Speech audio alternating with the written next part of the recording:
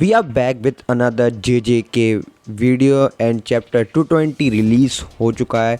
And ये chapter बहुत ही ज़्यादा हैवी टेक्स्ट बेस है जिसको समझना थोड़ा सा मुश्किल पड़ रहा था, क्योंकि इसमें केंजाकू ने अपने कुछ आइडिया रिवील किए हैं कलिंग गेम के अराउंड्स एंड कुछ न्यू रूल्स ऐड किए गए हैं। एंड हमें थोड़े बहुत मालूम पड़ चुका है कि गोजो आगे जाके बाहर निकलेगा। तो चैप्टर बहुत ही ज़्यादा इंटरेस्टिंग होने वाला है, तो आप उसको प्लीज़ ध्यान से सुने।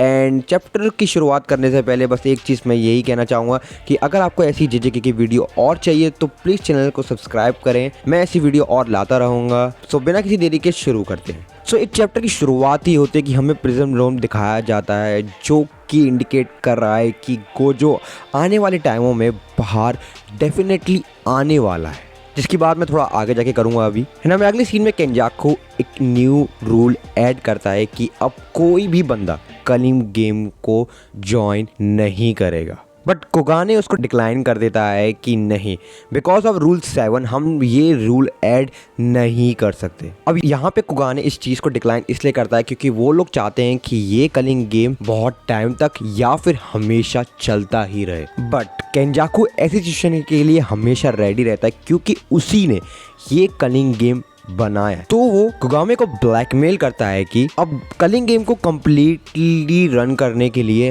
हमें थ्रू आउट द सिटी बहुत सारे बैरियर को यूज करना पड़ता है जो कि टेंजन ने बनवाया है। बट यहाँ पे ऐसे 4 मेन पिलर हैं जिससे पूरा कलिंग गेम रन करता है। तो यहाँ पे केंजाकू धमकी ये देता है कि अगर तुमने मेरा रूल ऐड नहीं किया तो मैं इन 4 पिलर को उड़ा के रख दूंगा, जिसके चक्कर में कलिंग गेम रहेगा ही नहीं। एंड केंजाकू के लिए करना अब मुश्किल नहीं है क्योंकि उसके साइड में टेंजिन खड़ा हुआ है जो कि उसकी मदद करेगा, जिसपे कुगाने के पास कोई भी चारा नहीं रहता। एंड वो इस रूल को एक्सेप्ट कर लेता है एंड वो रूल बन जाता है रूल 13 कि कोई भी बंदा इस कलिंग गेम में एंट्री अब नहीं ले सकता। दैट मीन्स कि अगर गोजो अब अनसील भी हो जाए तो भी वो इस कलिंग गेम में एंट्री नहीं ले पाएगा। अब यहाँ पे एक थोड़ी सी प्रॉब्लम है जिसको मैं मानता हूँ कि प्रिज्म रूम हमारे बंदों के पास ही है, यूटा के पास। तो and Yuta already culling game के अंदर है।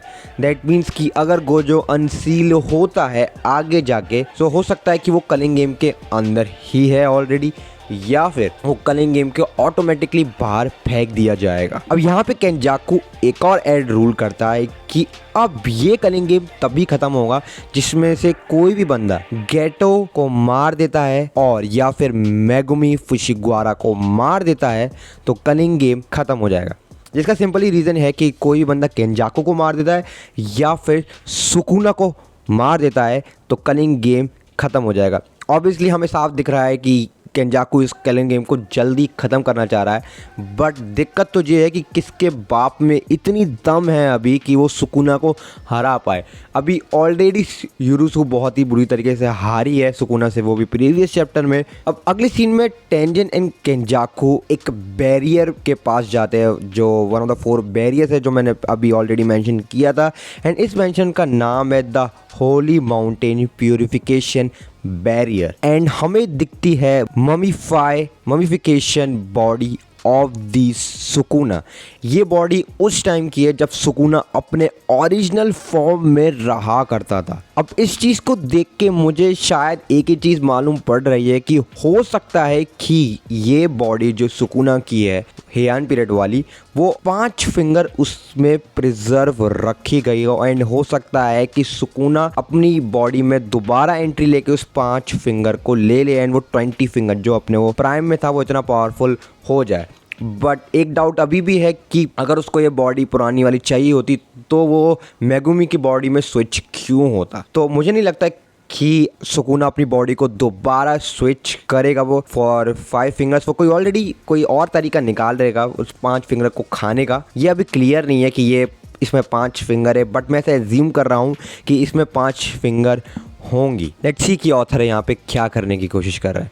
तो अगले सीन में हमें अपने पुराने बंदे दिखते हैं एंजल, माँ की, एंड मैं बहुत खुश हूँ कि एंजल अभी जिंदा है, क्योंकि जिस तरीके से वो इतने ऊंचे फ्लोर से गिरी थी वो स्टिल नहीं मरी, जस्ट बिकॉज ऑफ जहाँ पे वो अमाइस कर्स टेक्निक के चक्कर में बच जाती है, क्योंकि जब एंजल गिर रही होती है तो वहाँ पे वो क्वेश्चन टाइप का लगा देते हैं जिसके चक्कर में एंजल मरती नहीं है, बट स्टिल एंजल अपना एक हाथ खो चुकी है just because of Sukuna. And Angel ही इकलौता ऐसा तरीका है जो गोजो को प्रिजन रोम से बाहर निकाल सकती है। अब यहाँ पे यूटा एंजल से एक बहुत ही सिंपली सवाल पूछता है कि तुम सुकुना की बॉडी को किसी और की बॉडी में ट्रांसफ़र कर सकती हो, जिसमें एंजल उसका रिप्लाई करती है मैं ऐसा नहीं कर सकती, ये इम्पॉसिबल है। एंड एंजल इसका रीज़न ये देती है कि हम हज़ारों सालों से केंजाकू के बात को मानते हुए इसलिए आ रहे थे क्योंकि हमें और किसी भी अदर कर्स स्पिरिट को मालूम ही नहीं है कि वो एक कर्स स्पिरिट कैसे बन सकते हैं मौत के बाद। ये सिर्फ केंजाकू को आता है एंड ये चीज़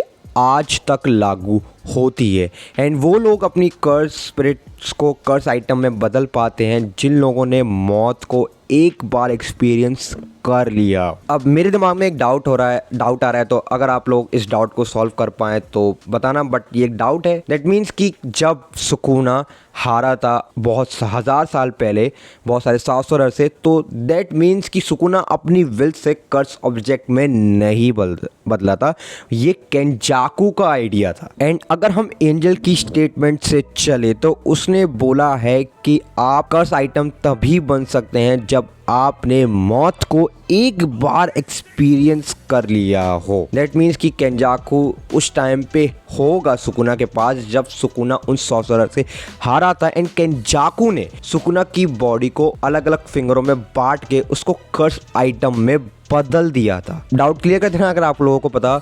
ओके, तो हम नेक्स्ट सीन में बढ़ते हैं जहाँ पे हमें इतादोरी दिखाया जाता है जो कि बिल्कुल लिटरली डिप्रेस तरीके से बैठा होता है एंड वो ये समझ नहीं पा रहा होता है कि हुआ क्या है। जहाँ पे हमारे ये पूछता है कि मैंने सुना कि तुम्हारे बॉडी से सुकुना निकल चुका है एंड अब तुम सुकुना के वेसल नहीं हो। तो वो कहता है कि हाँ, मुझसे सुकुना निकल चुका है, बट इतादोरी कहता है कि मुझे कोई फ़र्क पड़ता नहीं है क्योंकि हम लोग कभी भी पार्टनर्स की तरह काम करे ही नहीं। एंड ऑफ कोर्स ये चीज़ हमें महसूस भी होती है कि सुकुना हमेशा इतादोरी को एज ऑब्जेक्ट ही मानता था, कभी भी उसका एक पार्टनर की तरह उसके साथ नहीं रहता था। एंड इतादोरी ये बोलता है कि अगर मुझे ताकतवर होना है तो मैं कुछ भी खाने को तैयार हूँ। अब अगले ही सीन में चोजो एक बुक देता है इतादोरी को जिस बुक में सुकुना की फुल ऑन इंफॉर्मेशन दी होती है। जहाँ पे हमें अगले सीन में गोजो दिखाया जाता है जो कि कहता है कि मैं कभी भी अपने एलाइज को अकेला नहीं छोड़ूंगा एंड ये लोग अब कभी भी अकेले नहीं होंगे। इसमें सारे साथी जो भी गोजो के दोस्त होते हैं वो सब लोग वेट कर रहे होते हैं कि गोजो कब वापस आएगा। एंड चैप्टर की एंडिंग ही यही होती है, कम बैक गोजो। तो ये बहुत ही ज़्यादा हैवी टेक्स्ट बेस्ड चैप्टर था एंड मुझे इस चैप्टर को पढ़ने में लिटरली बहुत ही ज़्यादा मज़ा आया। क्योंकि मैंने बात करी थी स्टार्टिंग में कि गोजो अब अनसील कब होगा, एंड आई थिंक कि हमें आगे आने वाले कुछ चैप्टर में गोजो अनसील मिल सकता है क्योंकि कलिंग गेम ऑलरेडी एंड पे आ चुका है।